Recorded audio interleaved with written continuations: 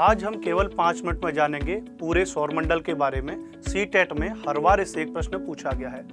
वैसे तो भारत में प्राचीन कुछ विद्वान ऐसे हुए जिन्होंने ग्रहों के बारे में धरती पर रहते हुए बिना किसी विज्ञान और तकनीकी सहायता से बता दिया था, लेकिन फिर भी इसका श्रेय जाता है कि सौरमंडल के बारे में सबसे पहले और जो जानकारी ज्यादा दी वो कोपरनिकस के द्वारा दी गई। इसलिए किताबों में ये कहा भी जाता है कि सौरमंडल के जनक कोपरनिकस माने जाते हैं। लेकिन आप जानते हैं कि जो जानकारी कोपरनिकस के द्वारा दी गई थी, ऐसी ही जानकारी कई भारतीय विद्वानों के द्वारा प्राचीन समय में दी गई थी, लेकिन उनको मान्यता नहीं मिल पाई, जिसके कारण आज हम इसको जानते हैं कि सौरमंडल का जनक या सौरमंडल के ग्रहों के बारे में व्यवस्थित जानकारी कोपरनिकस के द्वारा दी गई थी। फिलहाल हम अब आगे जानेंगे सौरमंडल के बारे में बहुत ही महत्वपूर्ण तथ्य। सौरमंडल में वर्तमान में आपको पता है कि 8 ग्रह हैं। हालांकि पहले 9 ग्रह हुआ करते थे, लेकिन सन 2006 में प्लूटो को ग्रहों की श्रेणी से बाहर निकाल दिया, क्योंकि वह केपलर के ग्रहों के जो गति के नियम है उनको फॉलो नहीं कर रहा था।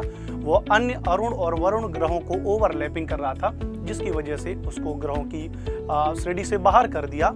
सूर्य से सर्वाधिक दूरी होने पर कारण अत्यधिक ठंडा होने के कारण वह सिकुड़ गया था, जिसके द्वारा वह एक निश्चित द्रव्यमान वाली मानक पर भी नहीं उतर रहा था। बहरहाल अभी वर्तमान में 8 ग्रह हैं और उनको हमने डिवाइड किया हुआ है 2 भागों में।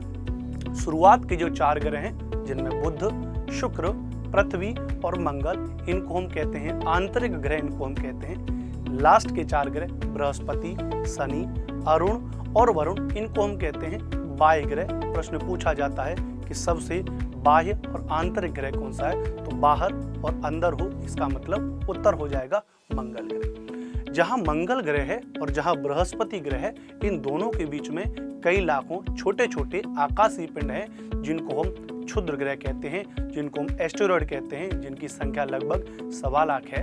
प्रश्न पूछा जाता है कि ऐसा कौन सा क्षुद्र ग्रह है जो बृहस्पति से टकराया था, जिसके कारण बृहस्पति को बहुत ज्यादा नुकसान भी हुआ था। तो ऐसे क्षुद्र ग्रह का नाम है शूमेकर लेविडाइन। पूछा जाता है कि पृथ्वी से दिखने वाला क्षुद्र ग्रह कौन सा है, तो इसका सही उत्तर हो जाएगा फोरवेस्टा, इसका सही उत्तर हो जाएगा। बात करें कि सूर्य की परिक्रमा के मामले में, तो बुध एक ऐसा ग्रह है जो सूर्य की परिक्रमा सबसे तेज गति से करता है, 88 दिन में करता है। वहीं अगर हम बात करेंगे, वरुण एक ऐसा ग्रह है जो सूर्य की परिक्रमा सबसे ज्यादा समय में करता है, तकरीबन 165 वर्ष में वह सूर्य की परिक्रमा करता है। सबसे छोटे ग्रह की अगर बात करेंगे तो बुध वहीं पर सबसे छोटा ग्रह हो जाएगा। वहीं पर अगर बात करेंगे कि सबसे बड़ा ग्रह कौन सा हो जाएगा, तो आप जानते हैं कि इसका सही उत्तर हो जाएगा बृहस्पति। बात करें कि उपग्रह के मामले में अगर बात करेंगे, तो आपको पता है कि मंगल ग्रह के 2 उपग्रह हैं, फोबोस और डीमोस, जिसमें डीमोस पूरे सौरमंडल का सबसे छोटा उपग्रह है। जी हाँ, वहीं पर बृहस्पति का एक प्राकृतिक उपग्रह गैनमीडा है, जो सबसे बड़ा उपग्रह, इसका दर्जा दिया गया है। आप अच्छे से जानते हैं कि भारत के साथ साथ पूरे विश्व की सबसे ऊंची चोटी माउंट एवरेस्ट है, लेकिन क्या आप जानते हैं कि पूरे सौरमंडल की सबसे ऊंची चोटी कौन सी है, तो वो मंगल ग्रह पर है, ध्यान रखिएगा, जो पूरे सौरमंडल की सबसे ऊंची चोटी है। मंगल ग्रह को लाल ग्रह कहते हैं, वहीं बुध ग्रह को, क्योंकि सबसे छोटा है इसलिए उसे संदेश वाहक ग्रह कहा जाता है। बुध के पास वातावरण बहुत कम है इसलिए, और शुक्र ग्रह के वातावरण में कार्बन डाइऑक्साइड की मात्रा सबसे ज्यादा है, इसलिए हम शुक्र ग्रह को सर्वाधिक गर्म ग्रह कहते हैं, हॉटेस्ट प्लैनेट कहते हैं, उसे प्रेम और सुंदरता की देवी कहते हैं। पृथ्वी पर वहीं पर 71% पानी है, इसलिए हम पृथ्वी को नीला ग्रह कहते हैं। आगे अगर चलेंगे तो मंगल ग्रह की सतह पर आयरन ऑक्साइड की मात्रा ज्यादा पाई जाती है, इसीलिए हम उसको लाल ग्रह कहते हैं। बृहस्पति सबसे बड़ा ग्रह।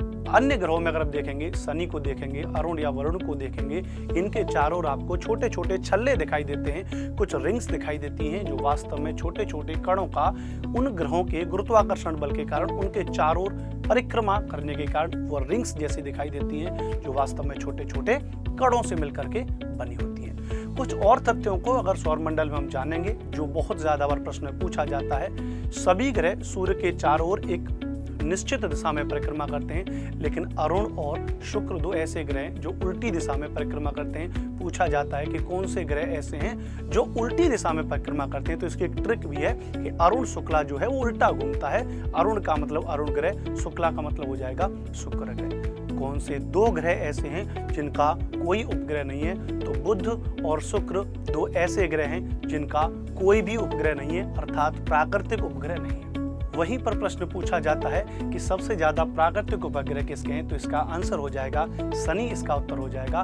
हालांकि ये दर्जा पहले बृहस्पति के पास था, लेकिन अब बृहस्पति के 67 प्राकृतिक उपग्रह हैं और वहीं शनि के 82 प्राकृतिक उपग्रह हैं। तो सबसे ज्यादा प्राकृतिक उपग्रह वाला ग्रह कौन सा हो जाएगा? शनि हो जाएगा।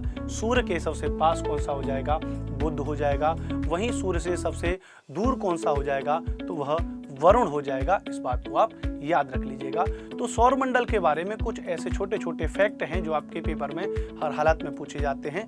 आई होप यह जानकारी आपको अच्छी लगी होगी। मेरा नाम है अनुपम भारद्वाज और मैं टीचर्स अड्डा पर रोज शाम को 4 बजे एसएसटी की क्लास पढ़ाता हूं। यदि आप एसएसटी को और भी अच्छे तरीके से पढ़ना चाह रहे हैं तो यूट्यूब पर लाइव मेरे साथ में रोजाना पढ़ें 4 बजे ओनली ऑन टीचर्स अड्डा पर।